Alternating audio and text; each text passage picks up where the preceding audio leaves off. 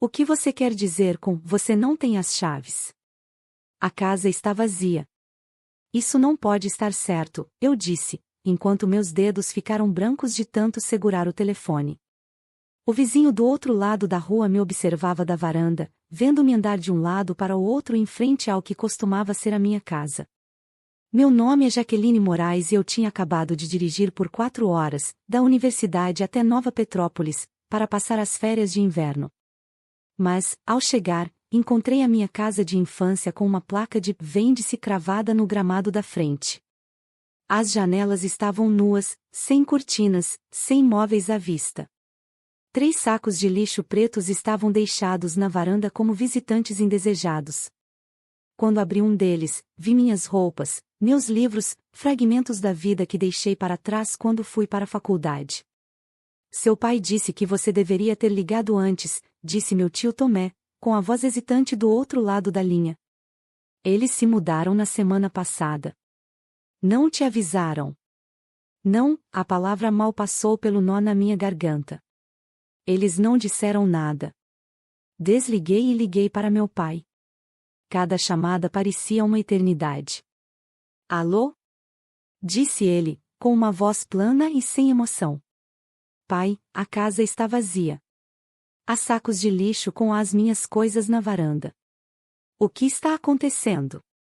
Houve uma pausa. Nós nos mudamos. Você é adulta agora, Jaque. Lide com isso. A linha ficou muda. Atordoada, olhei para o telefone. Liguei de novo, direto para a caixa postal. Tentei minha mãe. Meu irmão. Ninguém atendeu. Era como se eu tivesse sido apagada da vida deles. Sem aviso, sem adeus, nem sequer a cortesia de um encaminhamento. Fiquei ali, observando o pôr do sol lançar sombras longas sobre o que costumava ser o meu jardim. A árvore de plátanos que meu pai e eu plantamos quando eu tinha 8 anos ainda estava de pé, seus galhos estendidos em direção a uma casa que não nos pertence mais. Durante anos, mandei parte da minha bolsa para casa todo mês, mesmo trabalhando meio período. Eu era a filha quieta, a responsável, a que nunca causava problemas. E essa era a minha recompensa. Eu não chorei. Não ali. Em vez disso, carreguei aqueles sacos, agora minhas malas, para o carro. Fiz check-in em um hotel barato e espalhei meus pertences sobre a colcha áspera da cama, alguns livros, roupas de inverno, uma moldura quebrada com uma foto da minha família na praia 3 verões atrás. Todos sorrindo. Todos felizes. Uma mentira. Naquela noite, tomei uma decisão: se eles quisessem me apagar, eu iria retribuir o favor. Cortaria todos os laços. Construiria algo que ninguém jamais poderia tirar de mim. Sempre acreditei que família significava apoio incondicional. Meus pais imigraram do México antes de eu nascer, e família em primeiro lugar era praticamente nossa religião doméstica. Meu pai fazia turnos duplos na fábrica. Minha mãe limpava casas. Repetiam diariamente: viemos aqui sem nada para que você pudesse ter tudo. E eu acreditei. Enquanto outras crianças iam a festas, eu estudava. Enquanto minhas amigas conseguiam empregos no shopping, eu estagiava no tribunal local. Ganhei uma bolsa de estudos em pré-direito. Seria o primeiro retorno sobre o investimento deles. Meu irmão mais novo, Davi, era diferente. Lutava na escola, preferia videogames a livros, e já havia sido pego furtando. Mesmo assim, meus pais sempre o protegeram, perdoaram. Talvez por isso o abandono deles tenha me chocado tanto. A filha responsável foi descartada. O filho problemático permaneceu. Naquela noite, no hotel, liguei para o professor William, meu mentor em direito constitucional. Eles simplesmente foram embora? Perguntou ele, incrédulo. Sim. Eu não sei o que fazer. Não posso voltar ao dormitório durante as férias. Minha voz quebrou. A emoção finalmente transbordou. Ouça, Jaqueline. Venha ficar comigo até que os dormitórios reabram. Vamos resolver isso juntos. O professor William morava sozinho em uma casa vitoriana, cheia de livros e 2 gatos idosos. Me deu um quarto de hóspedes. E uma chave. Sem limite de tempo. Concentre-se nos estudos. Naquele inverno, em vez de descansar, mergulhei no trabalho. O professor William me conectou com um estágio em São Leopoldo, numa organização especializada em casos de habitação e discriminação. A ironia não me escapou. Canalize isso, disse ele, tomando chá comigo uma noite. A melhor defesa vem da experiência pessoal. Eu só pensava nas fotos da minha formatura amassadas no fundo do saco de lixo. Bloqueei os números dos meus pais. De todos. Quando me perguntavam da minha família, eu apenas dizia: não estamos em contato. Sem drama. Sem pedido de simpatia. Eu estava reconstruindo. E o sentimentalismo não cabia nos alicerces. O estágio mudou tudo. Comecei a organizar arquivos. Logo depois, entrevistava famílias ameaçadas de despejo. Minha empatia natural chamou a atenção de Eliezer Gonçalves, meu supervisor. Você tem algo raro, Jaqueline, ele disse. Você realmente ouve. Ajudava estudantes sem teto, idosos com aumento abusivo no aluguel, mães com filhos pequenos ameaçadas por despejos ilegais. Cada história me tocava. Durante um seminário de ajuda financeira da universidade, ouvi falar sobre bolsas de inovação social. Faltavam 2 semanas para o prazo. Fiquei acordada 3 noites criando a proposta da iniciativa Espaço Seguro, um programa jurídico gratuito para estudantes e famílias vulneráveis. Eliezer ajudou nos aspectos legais. O professor William revisou o texto. Enviei o pedido e esperei. 6 meses depois, recebi o primeiro de muitos telefonemas da minha família. Jaqueline, sua mãe está preocupada com você. Ligue para nós. Sem desculpas. Sem explicação. Apenas a expectativa de que eu voltaria, como a filha obediente que eles descartaram. Eu não liguei de volta. A bolsa foi aprovada, R$ 25 mil para fundar a plataforma Diretix. Não contei para eles. Fui contratada pela organização em São Leopoldo para continuar o trabalho. Comemorei com minha nova família, o professor William e Eliezer. Até janeiro, ajudamos 23 estudantes a lutar contra despejos ilegais. Operávamos numa sala de depósito adaptada. À noite, eu revisava casos, refinava estratégias. Exausta, mas realizada. Eu estava construindo algo a partir dos destroços de mim mesma. Enquanto isso, as ligações aumentaram. Às vezes, várias por dia. Mensagens de tios, tias, até do meu irmão. Seja o que for que eles fizeram, você não pode perdoar? Mas perdão exige reconhecimento. E eles nunca admitiram nada. Em fevereiro, atendi uma ligação no escritório. Iniciativa Espaço Seguro. Jaqueline falando. É você? Era minha mãe. Meu estômago revirou. Como conseguiu este número? Está no site. Por que você não atende nossas ligações? Estamos preocupados. Pedi que esperasse. Saí da sala, atendi com firmeza. Este é meu local de trabalho. Por favor, não ligue aqui novamente. Somos seus pais, disse ela, chorando. Vocês perderam esse direito quando colocaram minhas coisas no lixo e venderam a casa sem me avisar. Ela hesitou.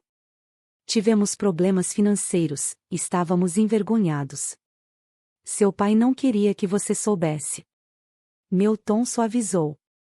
Se estivessem com problemas, poderiam ter me contado. Eu estava mandando dinheiro. O orgulho dele, disse ela. Você sabe como ele é. Eu sabia. Mas o orgulho não justifica abandono. Preciso voltar ao trabalho. Por favor, respeite meus limites. Desliguei com as mãos trêmulas. Mais tarde, Eliezer me encontrou ainda na minha mesa. Está tudo bem? Você parece distante. Contei sobre a ligação. Parte de mim quer acreditar que eles tinham um bom motivo. Eliezer me olhou com seriedade. As pessoas raramente agem por pura crueldade, Jaqueline. Mas ainda assim, agem. Razões e desculpas não são a mesma coisa. Quaisquer que fossem os problemas financeiros que eles tiveram, ainda assim escolheram lidar com isso me abandonando, e sem aviso. Ele estava certo. Ainda assim, a explicação da minha mãe plantou uma semente de dúvida. E se houvesse mais na história? E se eles estivessem desesperados? No dia seguinte, contra meu melhor julgamento, fiz algo que resisti por meses: procurei minha família online. O que encontrei destruiu qualquer simpatia emergente. Um post alegre no Facebook da minha mãe, datado de apenas 3 semanas após a mudança, mostrava meu pai e Davi sorrindo em frente a uma nova casa. A legenda dizia: novos começos. Tão abençoados. Não houve crise financeira. Não houve execução hipotecária. Houve apenas uma decisão: sair e me deixar para trás. As chamadas não atendidas se acumularam como neve: 120, 150, 200. As mensagens de voz dos meus pais evoluíram de exigentes para súplicas, ocasionalmente salpicadas com atualizações sobre suas novas vidas, como se estivéssemos em uma conversa normal, e não num monólogo doloroso. Davi foi aceito em uma faculdade comunitária, relatou minha mãe no final de março. Ele está estudando programação de computadores. Você sempre disse que ele era inteligente. Os vizinhos nos trouxeram bolos, anunciou meu pai em abril. Não são tão bons quanto os da sua mãe, mas eles estão tentando ser acolhedores. Essas atualizações casuais me enfureceram mais do que os apelos anteriores.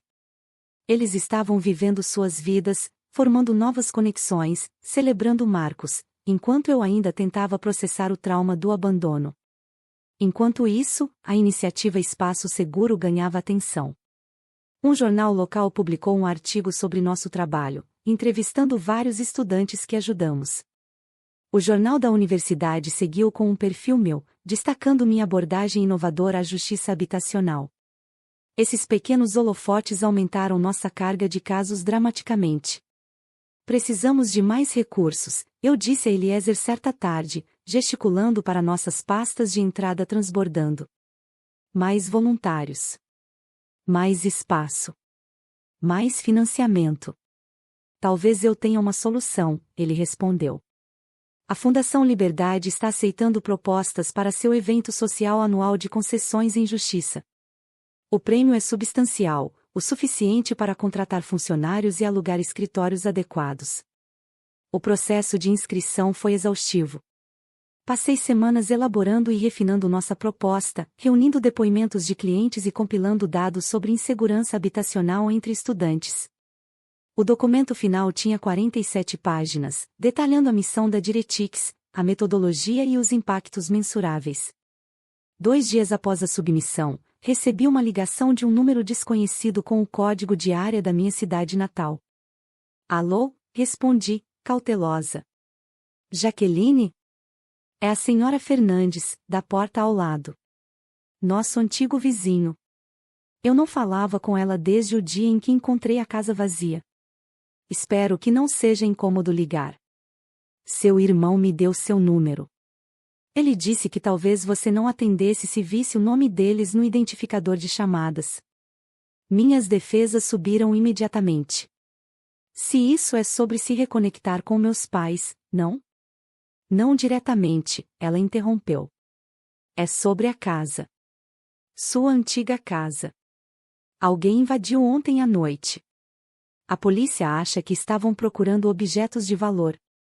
Mas, claro, a casa está vazia. Seu pai me pediu para verificar se talvez tivesse sido você. Ele não queria relatar uma invasão se fosse só você voltando por algo. Quase ri do absurdo. Não voltei lá desde aquele dia, senhora Fernandes. E não tenho mais as chaves. Foi o que eu disse a ele, ela suspirou. Mas há outra coisa. O invasor deixou algo para trás. Um envelope com seu nome. A polícia me entregou, já que estou de olho na propriedade. Meu coração pulou. O que isso quer dizer? Eu não abri. Mas é endereçado a você e parece oficial. Tem o nome de um escritório de advocacia. Correio oficial. No meu antigo endereço. Ninguém deveria estar me mandando documentos legais lá, eu atualizei meu endereço meses atrás. Pode abrir? Perguntei. Só me diga o que diz. Ouvi o som de papel sendo rasgado, depois silêncio. É sobre a propriedade da sua avó, ela disse finalmente. Sua avó materna. No México. Minha avó morreu quando eu tinha 13 anos. Mal me lembrava dela. E quanto à propriedade dela? Diz que você herdou uma casa em Vaca, a senhora Fernandes leu devagar. E há um extrato bancário. Mostra um saldo de mais de 400 mil reais. Minha mente girava. Isso não podia estar certo. Minha avó viveu modestamente. Ela não tinha esse tipo de dinheiro. A carta diz que a propriedade foi vendida e desenvolvida após a morte dela. Condomínios, resort. Sua parte é resultado da venda de 2 unidades. Peguei uma caneta, rabiscando enquanto ela ditava as informações do escritório de advocacia. Minha mão tremia. Diz quando essa herança ficou disponível? Perguntei. Houve uma pausa, depois o som de folhas sendo manuseadas. Sim. Foi finalizada em março passado. Março passado. Um mês antes de meus pais me abandonarem. O momento não podia ser coincidência. Eles sabiam. E me deixaram para trás. As peças começaram a se encaixar. O súbito desaparecimento. A compra da nova casa. A ausência de dificuldades financeiras reais. Tudo coincidindo com a finalização da herança. Eles não apenas me abandonaram. Eles me roubaram. A raiva que senti foi diferente de tudo que já tinha experimentado. Não era o tipo de fúria quente e explosiva que queima tudo ao redor. Era fria. Precisa. Um fio de gelo percorrendo minha espinha, dando forma ao plano que nasceu ali mesmo, naquela ligação. Eles achavam que tinham vencido. Que haviam recomeçado suas vidas com o dinheiro que era meu por direito. Mas estavam prestes a descobrir que eu não era mais a adolescente assustada que deixaram para trás. Eu era Jaqueline. E estava pronta para lutar. Na manhã seguinte, liguei para o escritório de advocacia. Falei com uma assistente que confirmou tudo, a herança existia, estava no meu nome, e havia sido contestada por meus pais, alegando que eu havia renunciado informalmente a qualquer vínculo com a família. Eles apresentaram documentos falsos. Mas o processo havia sido suspenso por falta de provas consistentes. A carta que me enviaram, que nunca chegou até mim, fora devolvida ao remetente. Era um envelope encontrado na casa. Pedi uma cópia de todos os documentos. Em seguida, liguei para um advogado de direito civil e patrimonial, indicado por um dos professores da faculdade. Expliquei tudo. Ele ouviu em silêncio e, ao final, disse com calma: Você tem um caso forte. Podemos reverter isso. E se quiser, podemos também entrar com um processo por danos morais e fraude. Suspirei, sentindo, pela primeira vez em muito tempo, que tinha alguma vantagem. Quero justiça. Mas não só por mim. Como assim? Eu quero usar esse dinheiro. Todo ele. Para expandir o trabalho da Diretix. Vamos criar uma rede nacional. Ajudar milhares de jovens em situação de abandono, abuso ou sem teto. Se meus pais tentaram apagar quem eu sou, eles vão ver agora quem eu posso me tornar. A decisão foi tomada. Sem hesitação. Nos dias que se seguiram, entre reuniões jurídicas e os primeiros esboços do novo projeto da Diretix, algo dentro de mim começou a se curar. Não por causa do dinheiro, mas pelo poder de finalmente escrever minha própria história. A apresentação da Fundação Watkins havia aberto muitas portas, mas foi a reportagem nacional que escancarou todas elas. Recebemos mensagens de jovens de todo o país. Professores. Assistentes sociais. Pessoas que queriam ajudar. Pessoas que precisavam de ajuda. Eu lia cada e-mail com o coração apertado, mas firme. Eu sabia o que era estar do outro lado. E agora, podia ser a ponte. Minha família, depois do encontro no café, não tentou mais contato. Talvez porque entenderam que a ferida que deixaram em mim nunca cicatrizaria da forma como esperavam. Talvez porque, finalmente, perceberam que eu não era mais acessível. Não por rancor, mas por respeito a mim mesma. O processo judicial avançava, mas meu foco estava em algo maior. A herança que eles tentaram esconder se tornaria a fundação de algo imenso.